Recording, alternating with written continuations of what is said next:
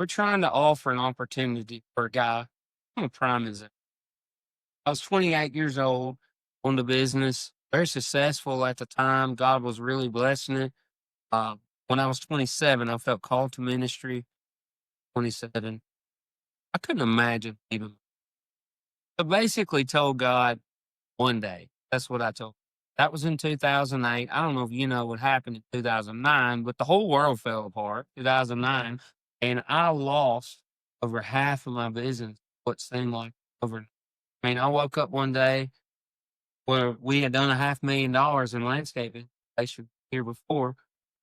All of those contractors I was working for, they just packed their, and it was over. Wow. And just like that. And I really, I'm not taking credit for the 2009, but I will say, I think God said that if you won't give it to me, I'll take it. And I really feel like that's part of my story. And I remember feeling called to ministry, but not knowing anything about what to do. I knew I needed education.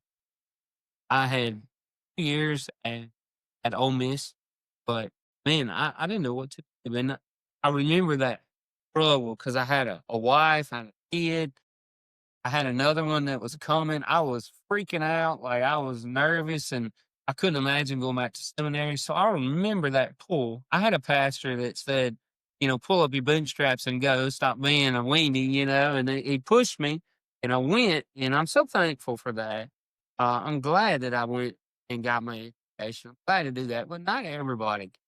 Yeah. Like not everybody can. Not everybody's in a place where they Well, can do it. I received my call to ministry when I was 30 years of age, and I was a production manager at a Built-Right corporation there in north of Ripley. And so I had 3 children. My wife didn't work when I received the call to ministry. And so it was a leap of faith. That pull. Yeah, I remember the pull. Yes.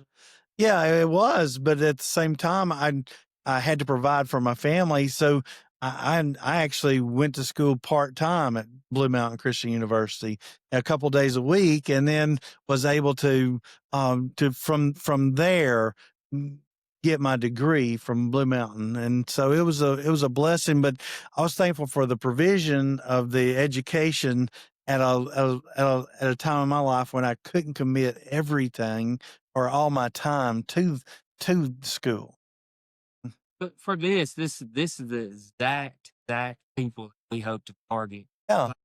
People, latecomers, if you will. A lot of us, we were busy with, building our own kingdom early in our life. And that's a thing, guys, they get their families, they feel like, oh no, now I gotta provide. They get all busy and maybe they're not listening to the whispers of the Spirit of God, but then when they start, then they're like, "Oh man, I did it Yes. on me. I got a kid.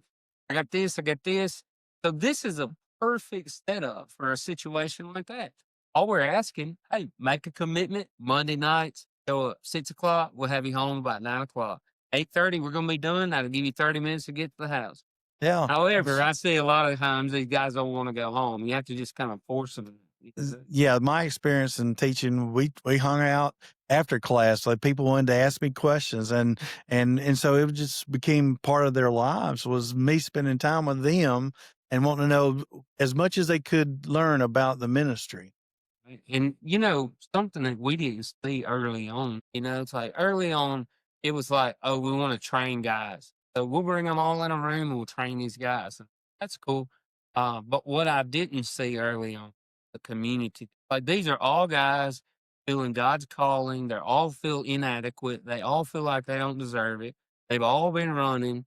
It's the same story every time, same story. Shoes on. That's what they say. Yeah. But the beauty is this, you put them all in the same room and these guys realize like all of us are trying to figure this out. We're all in the same boat. And we're walking this call out together. Like Yeah. that's a beautiful thing. Yeah. You saw that. And they learn from community, right, when you were then they teaching. learn from one another, and so they struggle together, they pray together, and they find encouragement from one another because all of them are trying to do the best they can and yet increase their knowledge and follow the Lord.